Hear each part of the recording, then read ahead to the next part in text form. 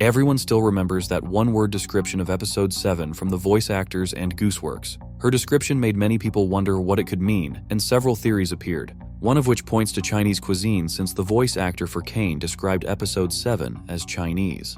This theory does make sense, and we'll definitely talk about it today, but the second one is way more interesting since it's quite possible that Gooseworx actually revealed a new NPC character who, just like Gummy Goo, will be important for the plot. Take a look at this post from Gooseworx on Blue Sky. There's a little shrimp in my head that keeps telling me to make my stories more cruel.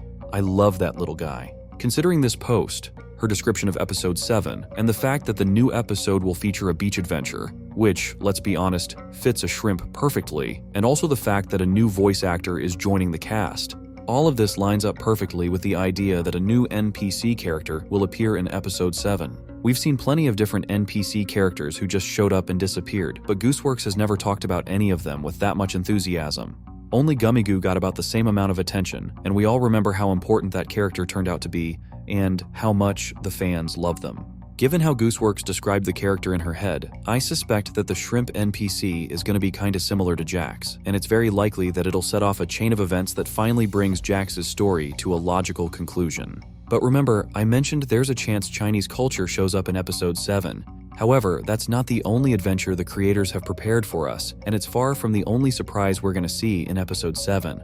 It's quite possible that we'll see something similar to what happened back in episode 4, only this time all the characters will take part in cooking dishes. An adventure like that could definitely bring the digital circus characters closer together, and I'm more than sure this kind of adventure will actually happen in episode 7. If we remember episode 6, where Kane failed to get everyone interested in his trust-based adventure, then at least this time he might succeed, since in the kitchen teamwork and mutual understanding are absolutely essential.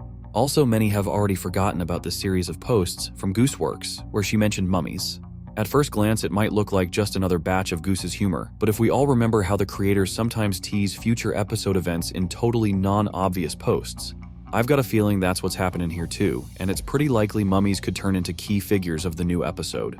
Off that, I came up with a crazy theory that could flip everything we've seen so far.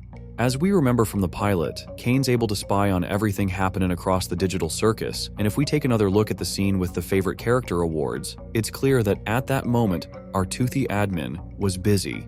But he's got plenty of eyes through all those mannequins, and they definitely spotted what went down with Jax and told him. Kane's already on the edge, but he's never going to back off from his main job, entertaining the folks in the digital circus. So after hearing what happened to Jax, he tried talking to him, but it didn't work out. And after that, he's going to do his classic move, gather everybody together and send them on a new adventure, and that's where things are going to get really interesting.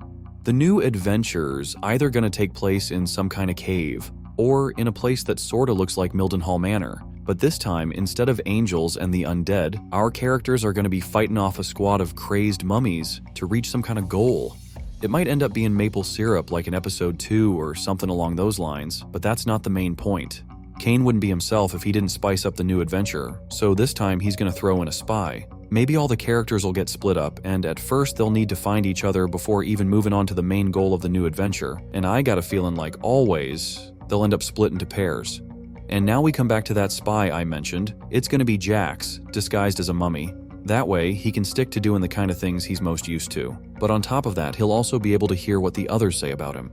Just like all the NPC mummies, Jax is going to know about the secret passages, hidden rooms, and unnoticed spots in the new adventure's location. And when he hides to scare someone, he could easily overhear people talking about him. That could actually work in his favor, and if that's the case, the theory that Jax starts changing for the better from episode 7 onward might end up being true.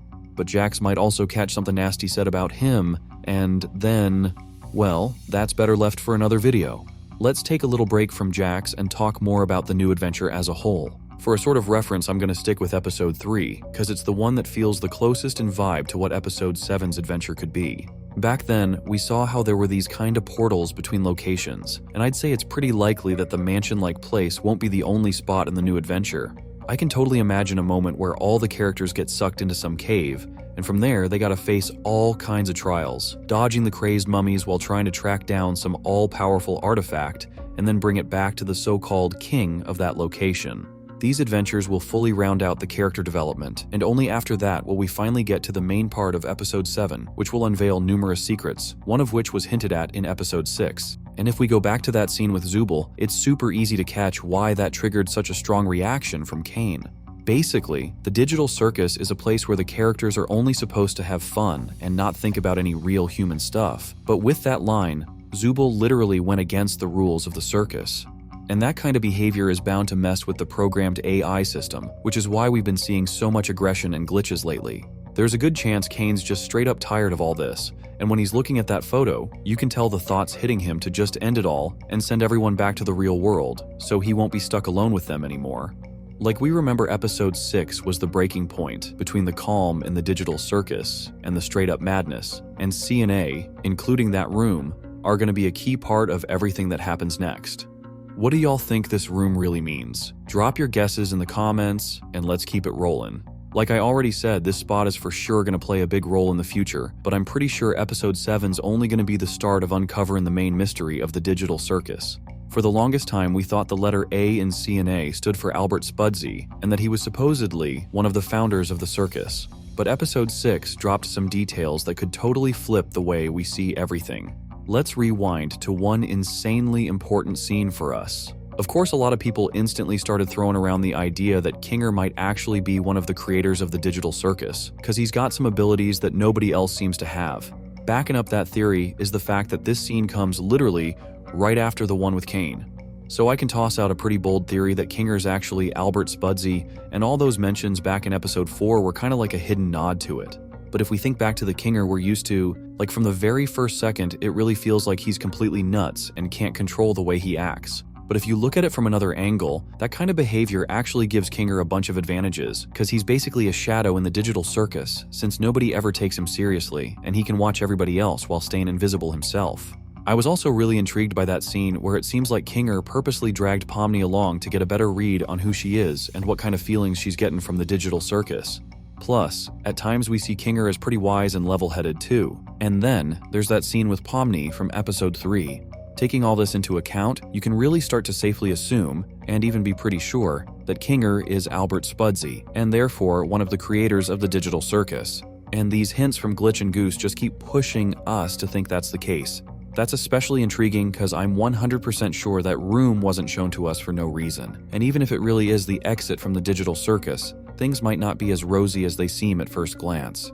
A couple months back, we noticed that pretty much everyone who told their story somehow mentioned abandoned buildings. So it's totally possible that the office transferring real people's minds into the digital circus is inside one of those places. Judging by how this room looks now compared to how it did originally, you can easily say that even if this really is the exit from the digital circus, it's been dead for a long time already.